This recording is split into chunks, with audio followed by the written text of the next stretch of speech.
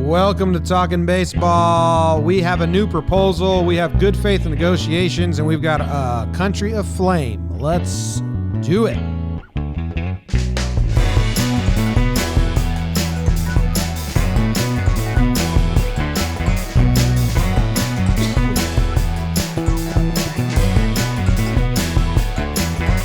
What's going on, everybody? Welcome to Talkin Baseball. My name's Jimmy. Got Trevor Plouffe. He's hit some home runs, bigs, and then we've got Jake, who has not hit a home run anywhere. Maybe wiffle ball, maybe home run derby on a Little League field. Welcome to the show. It's Talkin Baseball. Jake, how you doing? Good. 2 Little League home runs off Andrew Skip back in Middlebury, Connecticut. I'm doing bad, Jim. It's you and I talk to each other a weird amount in a normal day because it's kind of a business now or whatever the hell we're doing. So you and I have run this a few times, and if you hear any of that in my voice, I'm sorry, and I'll try to keep it out because that the tone shouldn't change because America is on fire and it deserves to be. At the same time, it's terrible. We're recording on Blackout Tuesday or whatever we want to call it. Either way, I mean, you and I just took an hour break or 30 minutes between recording JOMBOY Jake Radio and now this. And basically I, took 30 minutes, kind of collapsed, looked at all the sad stuff on Twitter, got my energy back up, kissed my girlfriend, and now I'm back in front of a mic and I want to talk about all that again with you and Trevor, and then maybe a little bit of baseball. Wow. Trev, how are you doing? That pretty much summed it up. It's an interesting time. I don't know if interesting is the right word. I think that finally maybe people are starting to understand the systemic oppression that's been happening in the country for a long time. And when we did Keith's Town Hall, I mentioned a quote I saw from Will Smith who said, racism isn't getting worse, it's just getting filmed. So, I think the George Floyd thing, how graphic that video was, we've had other videos of this shit go down, which is crazy to think. It's insane to think about that. We've seen this before. But, that video, I think that was it. And all the protests that you see across the country, I think they're in every city. It's not just major cities. I mean, my city of Calabasas held a protest last night. Stuff you just don't see often, and I think it's exactly what we need right now. Yeah, it's crazy, man. We talked about it a lot, Jake and I, on different shows. And I talked about it on the morning show, and it's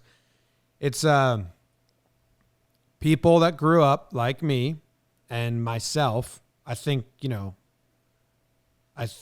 how loud it is and how in everyone's face it is, it's breaking through. And I'm not saying that I've ever been part of the problem, but I don't think I've actively been part of the solution for years. And I think that's kind of where I'm realizing this is different. I need to get more involved. And we built these platforms because people like to hear us talk on baseball. But I would just feel real shitty about ourselves if we completely avoided it, because that is the problem, right? And that's what I did probably from age 20 to 30 when these things happened. And I think that's where I look back at my past self and say, you didn't do anything. It weren't the problem, not the solution either. And I'm not, being the solution is a tall, probably impossible task, but we're not going to do anything. But if there's people listening, and let's be very honest about it, baseball's a white sport dominated by, it's got white fanhood, and I guarantee our demographic of our listeners is a lot of young white kids who maybe were like me 10 years ago. And if I can just say that, if I could tell former self, stop ignoring it, stop saying you're not the problem, so this isn't your fight or you shouldn't be part of the solution. If I can do that to someone that listens to this, I mean, it's just, it's fucked up. And all the stories we talk about what like white privilege really is. And yeah, in spades growing up. Like Trev, I used to flag down cops on our college street when we were having parties, underage drinking parties. I would run in front of the car, blackout drunk, and say, "Officer, has there been any complaints yet?" And he would say, "Not yet." And I'd say, "Okay, thank you." And if he said, "Yeah, we got one," then I'd shut down. We'd kick everyone out. I had a fake siren. I would run in front of the street drunk and just flag them down. No fear at all. Like, because I told another story and the response was, "Yeah, well, you didn't have fear because you weren't doing anything wrong." Okay, well, here's a story where, I was doing something that probably it's life-changing if I'm not a dumb white kid with no fear and all the confidence in the world that they're actually going to protect me and be on my side. So I think that's where I'm really changing, and I'm hoping that if I can just have some other mindsets, that we're like me, just be like, all right, I'm not saying anyone's part of the problem, but there's a difference between not being part of the solution. So that's where I'm at. I totally agree with that. I think that's a great point. I think a lot of white males, I guess I can speak only from the white male perspective, like you said, I grew up, I was around every damn race. I played baseball, I was around every damn race. Is it dominated by white people? Kind of, yeah. I mean, once you get into pro ball, there's whites, Latin Americans, not a lot of black guys playing baseball right now, which sucks. We talked about that before. But because I grew up around everybody and really, again, like you said, I wasn't part of the problem. But what have I done to fix it? Like, why can't young black dudes flag a cop car down and ask if there's been a complaint? Or for help. Yeah, well, yeah, no kidding, for help. But just in general, like that feeling of safety or comfort that you had and that I've had, around police officers. Not like I'm saying I completely feel comfortable around police officers. I don't, and that's another problem. But I definitely feel much more safe than, any black male out there with police officers. So until they can feel the same way that we feel, there's a problem out there. Yeah, and there's, if you're one of those teenagers with burners that's trying to have a conversation with me online, know that a lot of what I'm putting out there isn't a conversation. And maybe I should break it down in one of those, when you see those flow charts that's like, it's like answer yes or no. And if you answer yes, you go down this path, and then you answer no. And it's like, do you like baseball teams that win a lot? Okay, then you like the New York Yankees. Do you like baseball teams that lose? Here's the Baltimore Orioles. The stuff I'm posting isn't a discussion. And the first thing that you need to look at on the list is, do you support black people being murdered for no reason? And then you go yes or no from there. That's the start of the conversation. And then you could go into everything. Because guess what? Me and Jimmy did this before. There are good policemen. There's a lot of good policemen. There's a lot of bad ones. We need to focus on them. Yes, all lives matter is the goal. To get anywhere close to that goal, we need to start with Black Lives Matter. So, and yeah, I mean, all the privilege stuff. When Jimmy was in the street talking to the cop, I was probably behind him dancing with my shirt off with a cup in my hand, and no repercussions. And yeah, we don't need to tell any more frat stories, but yeah, if you're one of those kids that's wanting to kind of get into an online bicker just to do it, just the show me wrong, show me stats, why does my life not matter? You need to take a step back, answer the first question, and then just be better. We all need to be better. Yeah. Dude, it's crazy that the mental pretzels, like I did on the morning show I just said something like, yeah, have the conversation, man. Like, talk the conversation, because we all want to avoid it. People that grew up like us, that my nature, like I said, 5-10 years ago would have been to avoid this and not address it. And I'm starting to realize, like, no, you need to have a conversation with everyone. But it's crazy that you say something like it's wrong, and the response, like some YouTube comments are like, oh, so you're for burning cities? No, man, that's a straw man argument. There's so many straw man arguments for people that just want to refuse the first point that there's something wrong with our society. And then they're like, but it's like, no buts. Just accept that it's wrong. And that's the first step to being part of the solution, is accepting that it's wrong. I'm not sure what else anyone else can do. Just accept Not it. only is that not even really part of the movement, it's been shown on social media that a lot of these looters and rioters aren't even with the movement at all. In fact, they're instigating this, trying to get it to look like Black Lives Matter. That's what's protesting peacefully are doing these things. It's just not true. So scary, man. Like these young white kids that are like throwing bricks and stuff. I don't know what they are. But it's so scary. Yeah, fucking be peaceful. I mean, anybody that follows me and like likes the shit I do on social media or with JOMBOY, like, and you have these views that black people shouldn't be treated equally, fucking hit the unfollow, bro. Yeah. Shout out to Bregman, right? He's like, KKK is a terrorist unit, and someone responded to Bregman and was like, "You're about to lose some followers for saying that." And Bregman was like, "Oh, if hating the KKK loses me followers, like, thank God." Yeah, again on Keys Town Hall, I was like, dude, yeah, you post something. It's like the easiest way to out racist. Just post something supporting Black Lives Matter, and you're gonna lose followers, and those people are racist. So it's great. Yeah, I mean, it's a lot of anonymous accounts too. Those are under my skin pretty good. Oh, I mean, if I was in charge of social media, I would not allow anonymous accounts. But I understand there's rights and stuff around that too. But I wish they had a picture detector. Is this picture the person who I'm talking to? If not, mute them across the board. Yeah. It's nuts. All right. Anyway, baseball, there was some good news, which juxtapositioned whatever to the world. Kind of weird. But there was good news, and I'm taking this as really good news. So we're gonna pivot to baseball now. Jeff Passan, what's happening, comes out with his big drop that the owners responded to the players' proposal, which, off the bat, is a point for the players. Because Wait. Oh, boy. Wait. I know they didn't officially, Trev, but whatever. This is how they operate. I have to say this, though, Jim, because I got fucking torched for this.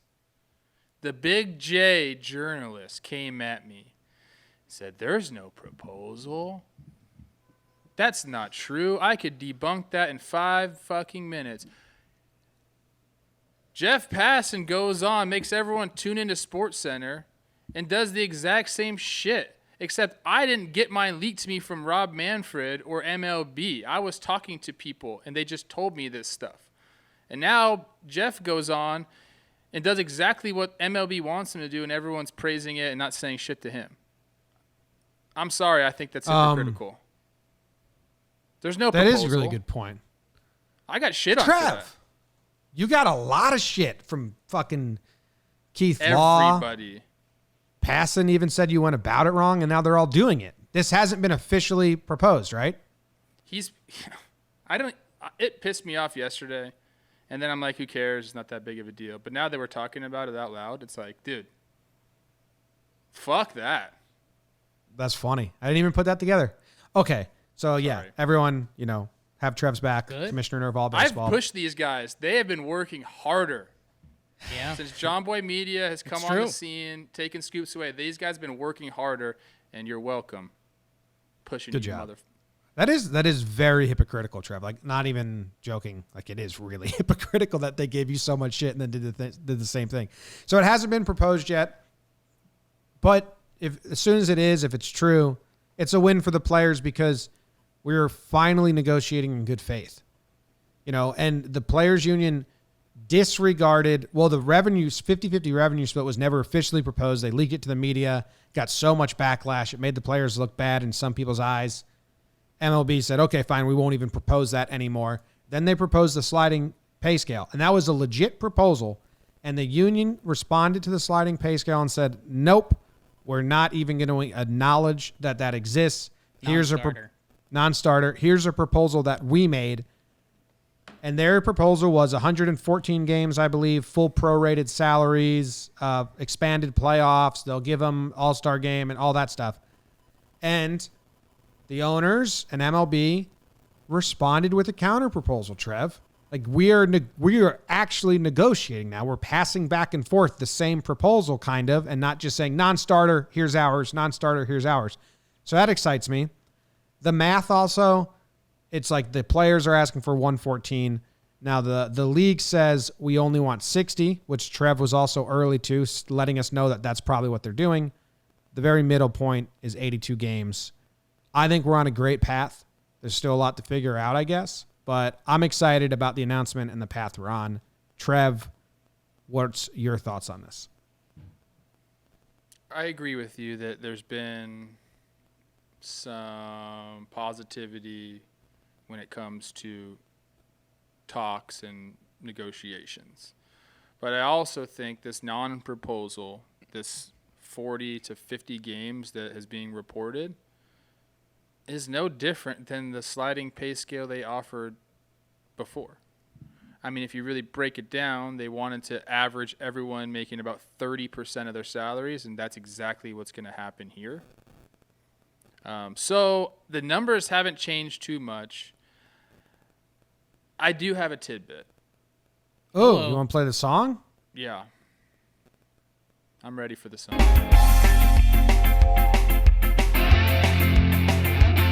It's time for Trevor's tidbits. It's time for Trevor's tidbits.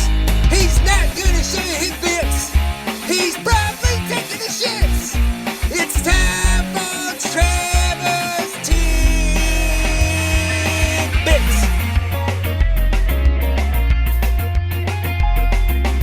All right. Lay it on us. You guys aren't going to like this one. Here we go. Okay. And I'm not even sure if I should be sharing this. But here we are. We're all being open. So, as we know, there was a call between MLBPA, and they were discussing this new, almost proposed proposal, and they were talking about 40, 50 games, and clearly the players don't want to do that. Because they want to play, they want to play baseball. They want to play as many games as they can and have the full postseason. Just try to make it as close to a normal season as possible. My tidbit is that Manfred on the call was very upset. He also, I don't even want to use the word that was told to me, but Irate. He was irate. That's a good word for it. That's not the word that I have here, but we'll go with irate. Bullshit. All right. Okay. Let's get past the word. Pissed off. Stop. Manfred threatened, okay, hold on. I got to be real careful here. I was not on the phone call. Just heard this. I heard that Manfred was very upset. And I heard that he threatened to hold players in breach of contract if they didn't agree to the 40, 50 games, which will be proposed. Right. And that is the one scary thing that's been looming for me, because we saw that leak out yesterday that the MLB feels like, and I think there is something in that March agreement that says that MLB will be able to dictate the amount of games or something along those lines. And that is the scariest thing looming over everything, is that, they could say, oh, nope, we agree to 50 games. You have to go play that. And then I think the players are, I don't know if liable is the right word or what it is, but that is the scariest thing currently looming. I don't know what that means, if they're just going to stick to the 50-game season.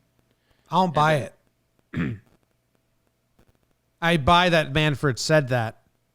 I don't buy that he'd do that. He's just losing every which way, and the owners are probably giving him shit every which way, and he's like, the parent who's their grandparents are yelling at them, and then the kids are also yelling at them. And finally, they're like, I'm going to fuck you all up. And that's what Manfred's doing. But he's just losing power. And I don't think he'd actually do it. I think he's just, they're losing, man.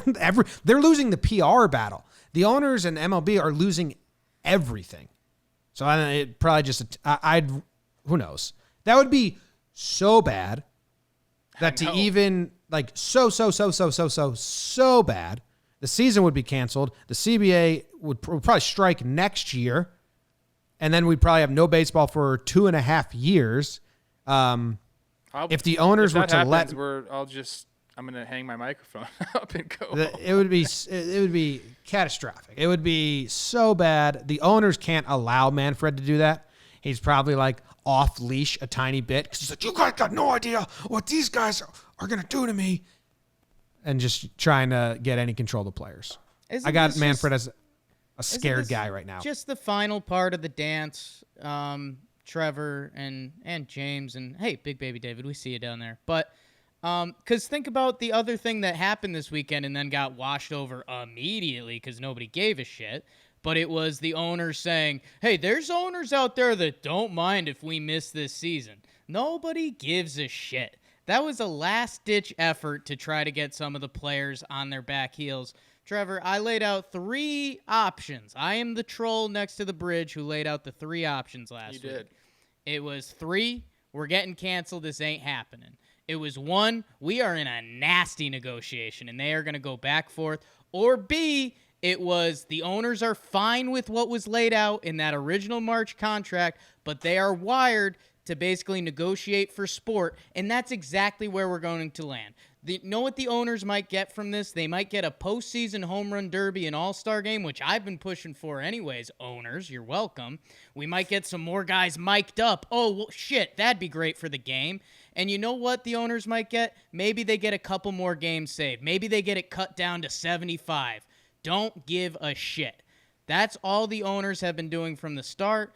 The players and the union stand strong on their laurels. Tony Clark will maybe get some love at the end of this. But is that not how the rest of this is going to play out? The owners are going to say 60. The players will go 95. Okay, 65, 85.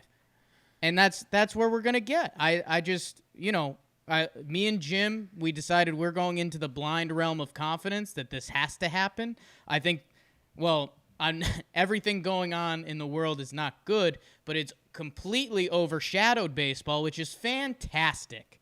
Nobody cares about the owner smear campaigns or anything they're trying to do. Even if a player said something dumb right now, they'd say, hey, that's really dumb. Go look outside your window. So we're on the path. Option 2 was right.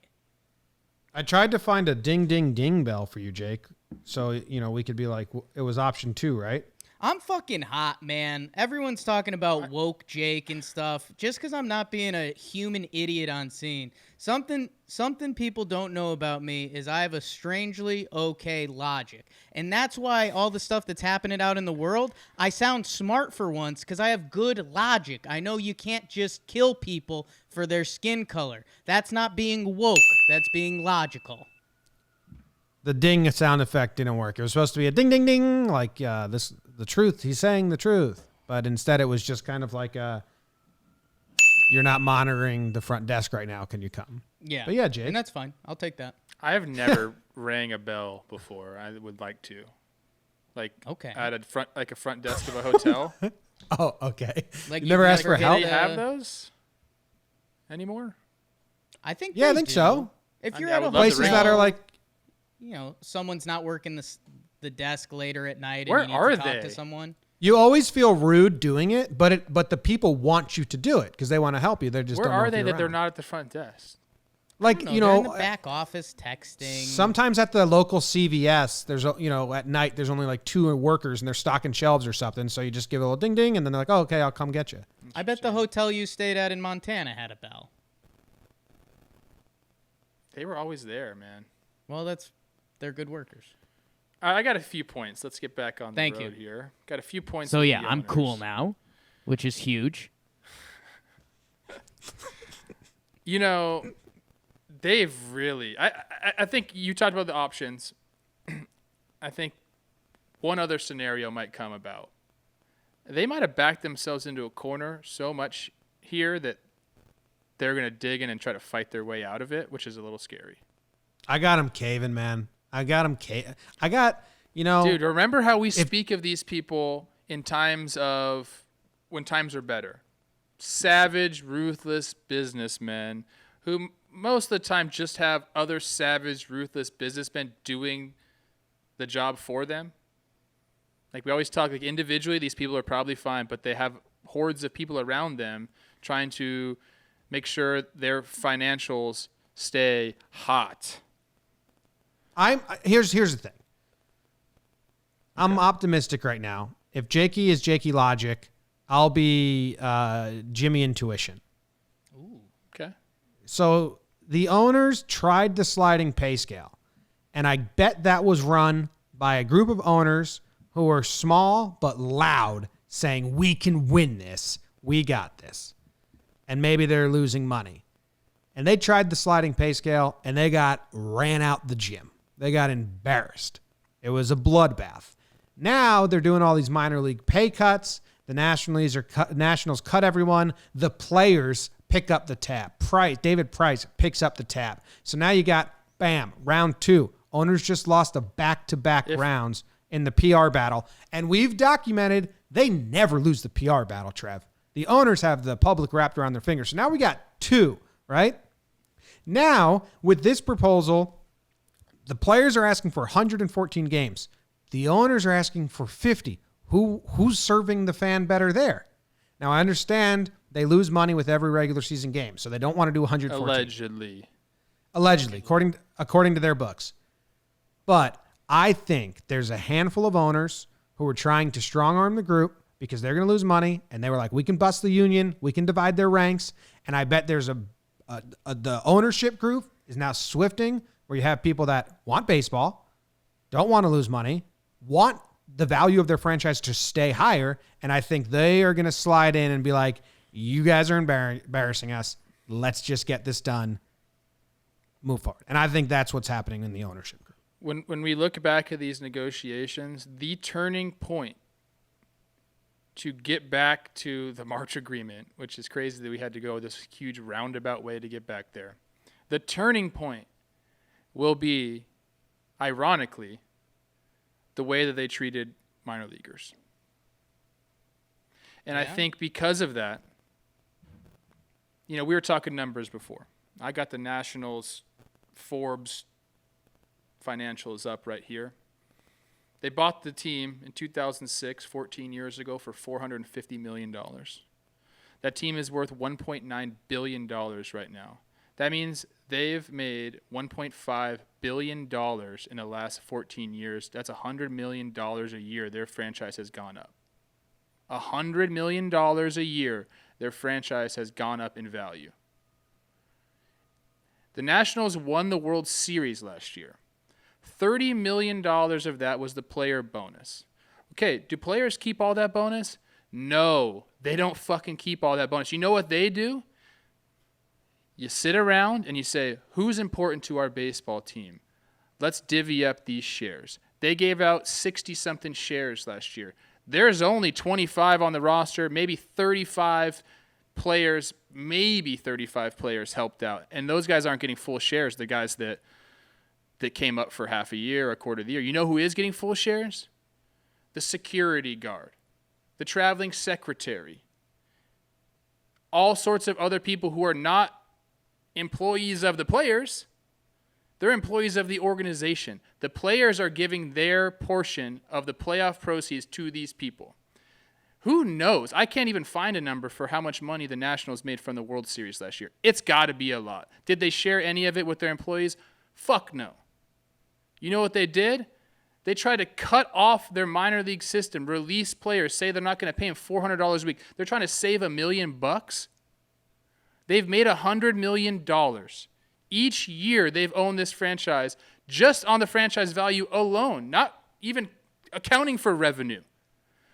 So they do this stupid shit. Players step up. They have to reverse course the very next day. It's the worst look you could have as the Nationals. We are praising them as an organization, coming back, winning all those games, taking down the Astros last year. And now this is where we're at with this fucking organization. Okay, so Jake and I have had some discussions on this, and there was... Sorry, I'm fucking pissed. There was, I went up and researched it, Jake, because the last 2 times we talked about this, I didn't have all the numbers and info. Sure. And I'm going to play the other side here on this, Trev, because the players are using this to create bad PR for the owners, which is phenomenal. And some teams deserve it, like the A's. The Nationals cut 40 players. Those 40 players would be cut whether this was Corona, whether this was no season, no matter what, because we are shrinking the minor league system, right, to only 4 affiliates per team now. The draft is coming up where they'll sign people. It's only 5 rounds, and then they'll get unrestricted free agents. So, the Yankees did 45 players, and I was looking and reading, and that's normal. At the end of spring training and then at June, 40 guys get cut from these teams every year as they prepare because they're playing bad. Yes, they don't. Yeah, nobody's fucking playing right now. And that's the part you're missing, Jim. It's the opportunity to compete, and they don't have that right now. Yes. So yes, guys would be getting cut, and the odds of a lot of these guys making the major leagues is highly slim. And we talked about that in the MILB contraction stuff we did. But it's the circumstance, and they didn't get the shot. Yes, I understand that, but I understand it from if you're like a numbers guy from the Nationals. You're like, well, we cut 40 guys every season anyway, and just because we didn't play doesn't mean we're going to pay 40 guys extra. Like, there is something there. It's not as ruthless and mean and cruel as it's being depicted, but it's a win for the players. But I don't know, because $400 a week. Yeah, and the money's not a lot at all. But I'm just saying, like, it is like, the standard operating procedure in a way. You can say this is just, but I'm also not saying that the standing operating procedure isn't fucked up to begin with. But that's a much larger issue that's been looming for a while about how little minor league players are being paid. I do think that players in the union saw an opportunity and just absolutely demolished it to make the owners look as bad as possible. Think about this, Jim. We've been talking what we want to help minor leaguers. We've been brainstorming how to do it. We're a company that has not affiliated with any baseball team. Mm-hmm. We just want to help because it's stupid what they're doing. How bad can you mess something up? If you're the Washington Nationals, $1 million is absolutely nothing to your bottom line. And you're going to go out and do... This is why I'm telling people, individually, I don't think these owners made that decision.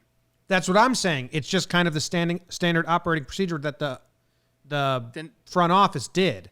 They need to have better people and understanding like what they just did, because that set their franchise back. Yeah, I mean, and we can go on the A's and talk about them, which is a whole different thing. Fuck that's the A's. That's what really pisses me off. Fuck the A's. What if the you're A's gonna is doing release is somebody, cruel. they can go get a job, go get unemployment, whatever it is they need to do. If you're just going to tell guys you're going to stop their pay but not release them, they can't go get unemployment. They're not free agents. Can they go get a job and work somewhere? Sure, but there's 40 million people unemployed. The jobs aren't there right now. Fuck the A's, man. What the A's are doing is cruel. It's a whole different league of, what. It's all stupid. And to my point, this is going to be, this is the turning point in this go-round of negotiations, this fight between MLBPA and MLB. This is the turning point. Is how they treated their minor leaguers. And which I wanted to finish saying before was, the Players Association has to do something. Not just individually have the Nationals step up, David Price, fucking awesome. He shouldn't be doing this. MLBPA as a whole should do something and say any minor leaguer that's furloughed or not given their pay, we're going to step up for you. Scott Boras is doing it too. Scott Boras, awesome. Great. It's a great PR for Scott Boras. He's been phenomenal through this. So yes, they lost here. For anyone that doesn't know, Scott Boras is paying for any minor leaguer that he has that just got cut. He's paying them the remainder of their year, which actually only goes through August, I think. But he's paying them and saying they planned to be paid and they didn't get a chance to play and win the job, so I'll pay for them. So, and Yeah, it's smart by Boris. The teams end up looking bad again. I want to bring it back to Jakey logic and what's happening again. Because, Jim, what you just mentioned, I do get what you are saying, that in a normal world, these people would have been cut anyway, and they look at it as a business. And what Trevor was saying, these guys are businessmen. I mean, that's how they got these teams. That's part of the reason they've grown so much. That's how they make money. But we've been wondering for weeks, and I mentioned it briefly before, what were the players going to offer them? Because they want to get something. And the biggest thing that we haven't mentioned yet that the players threw out there, the home run derby's nice, the all-star game after the season, those could be nice, fun things to watch or whatever. But the real money is they offer 2 years of the playoff format. And that would be money this year, the money that they're banking on, and everyone has agreed that we need to make this year work.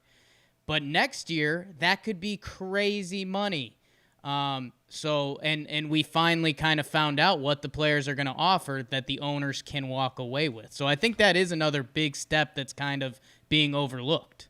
Yeah, no, we kept saying the owners need a win, and doing extended playoffs next year is big because they've wanted that even before Corona. They wanted to expand the playoffs. So now you get it for this season and next season when the market might be corrected and there's more money to go around and all that. I mean, that's a really good, that's the big win, as well as the All-Star game and the mic'd up and all that nonsense, and which is good for the sport.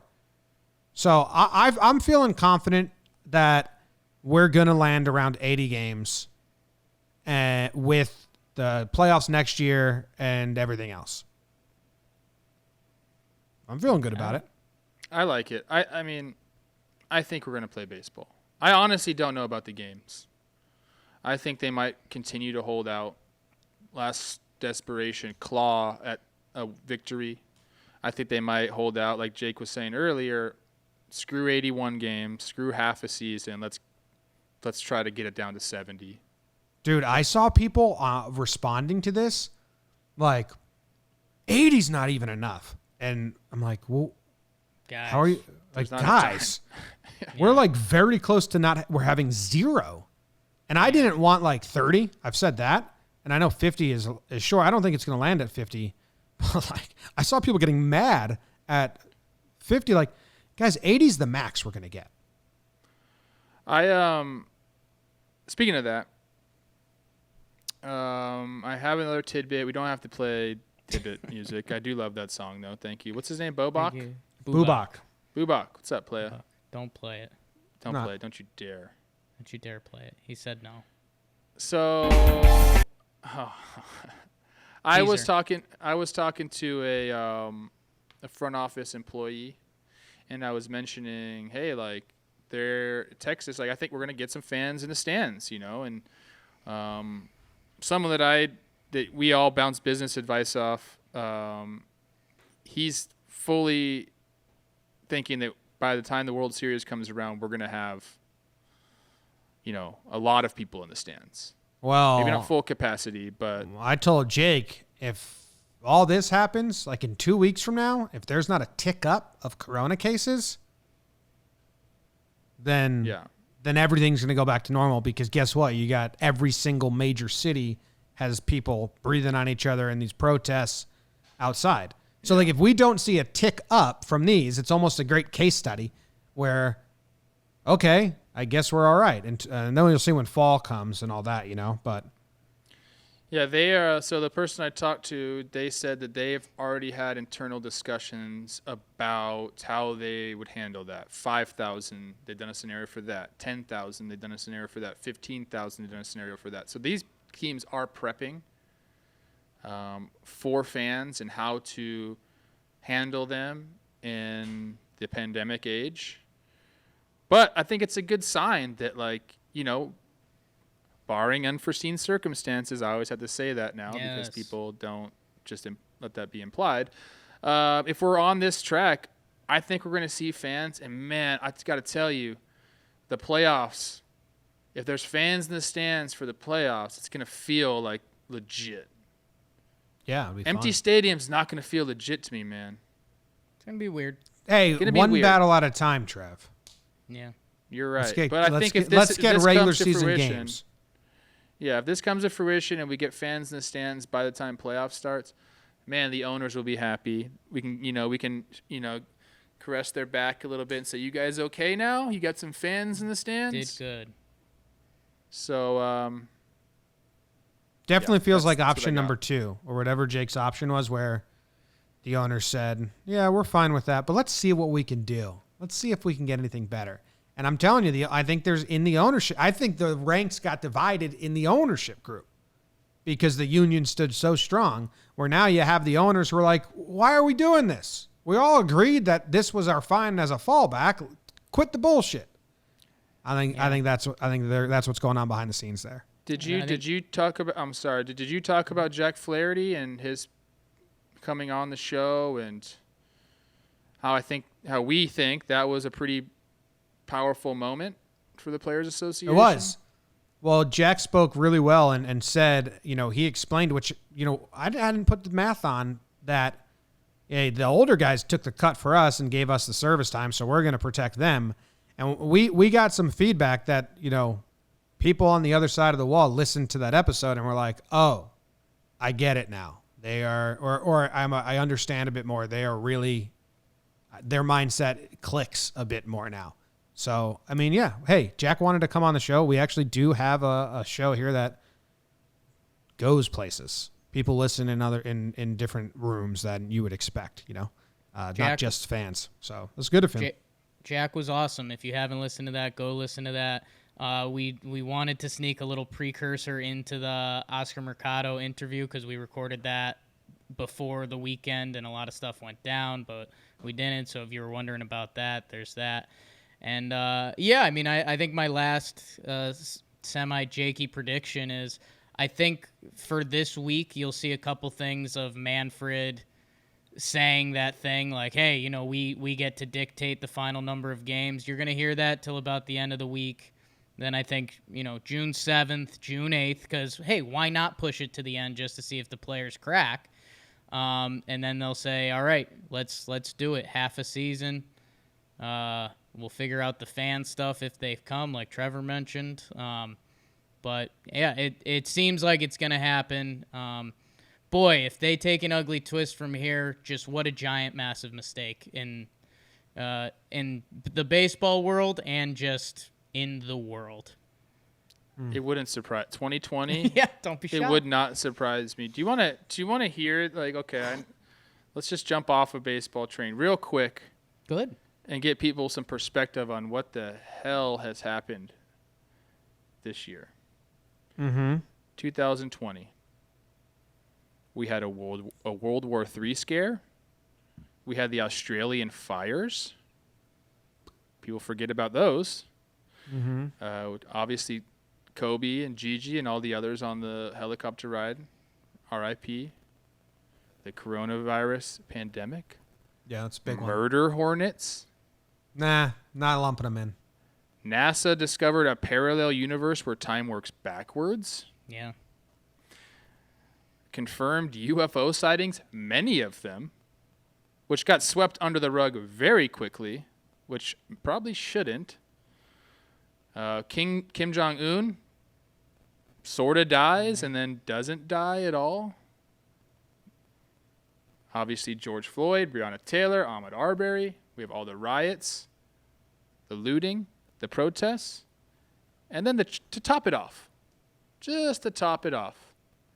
Anonymous is back. I was excited for like 2 seconds about Anonymous, and then they clearly don't have shit.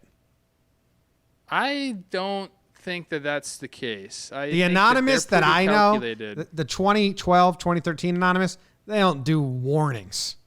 They just fucking deliver the They dropped goods. some stuff, which got, again, like the media is insane. You can't, to get a story to like stick in the media now is nearly impossible. What'd you say about alternative universe? Yeah. It's a parallel universe. There's a parallel universe where time travels backwards, so it's like Benjamin Button shit. So that's cool. What does that mean? I don't know. Go look it up, Jim. You're a It's researcher. like a real article. It's like real scientists and shit. It's kind of bizarre. It's like don't read it high stuff. Can I mean, you when I, like like, enter it? I don't even get it. I would like to go in there for a few days and just kind of get back to my 20s. That'd be sick. Right? Yeah.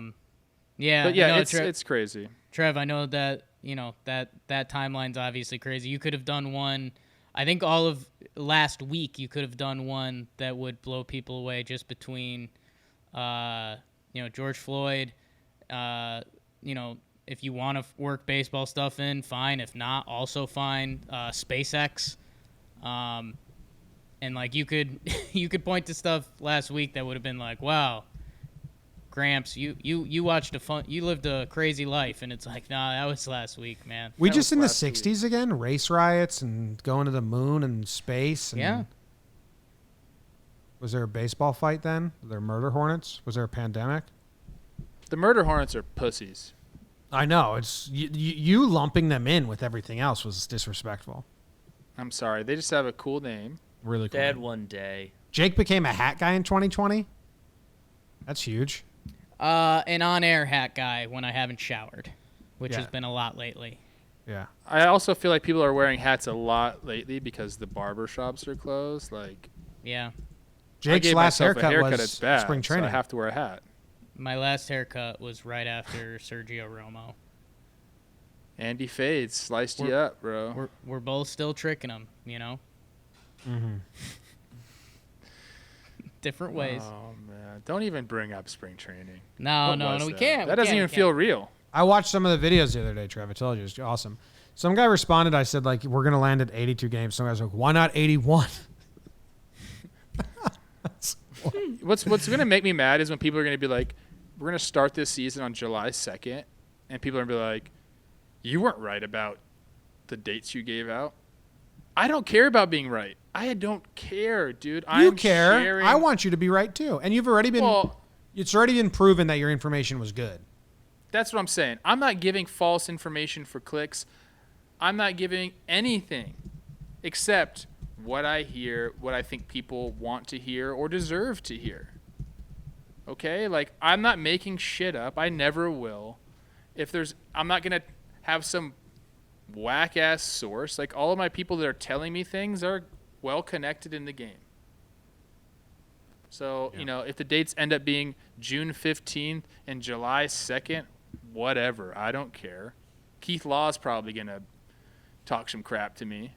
Always. You know what we should find, Jake and BBD? Can we find a home run that Trev hit against the Yankees and find the Sterling call for it?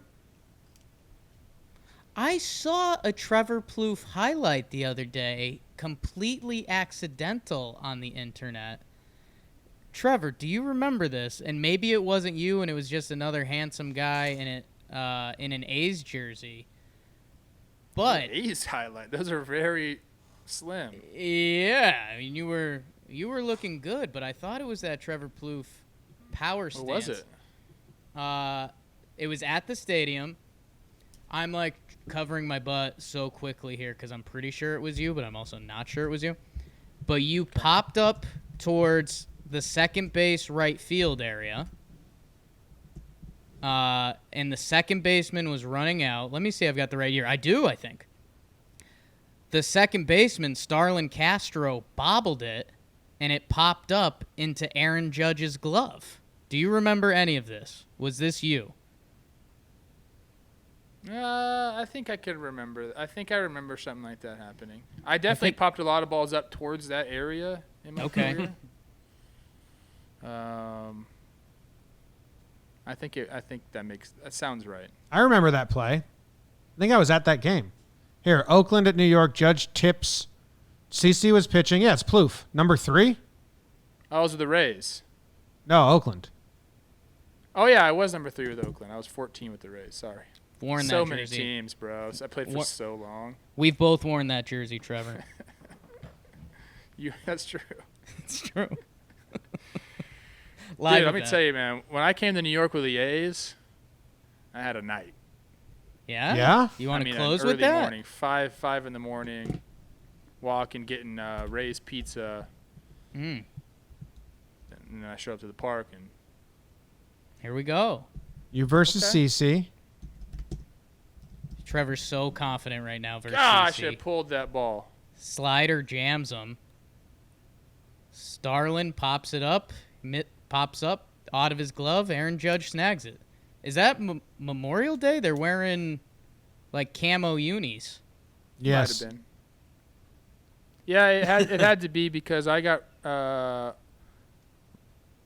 released and then traded in June. So Okay.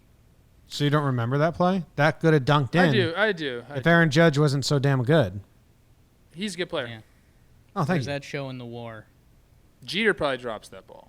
Do you? Well, he's not He in was right great field. on pop-ups. He was great Do, on pop-ups. do you like John Sterling? Do you know John Sterling? Can I play you a John Sterling clip to end the show today? I know who he is and I've listened to him. Sure, yeah. I'd like. Do you want to hear his call after Masahiro Tanaka threw a complete game shutout versus the Rays? I guess. The sun will come out. Tanaka. Bet your bottom dollar with Tanaka. The sun will shine. Anyway, Tanaka. Anyway, I don't know, man. dude, he's the best.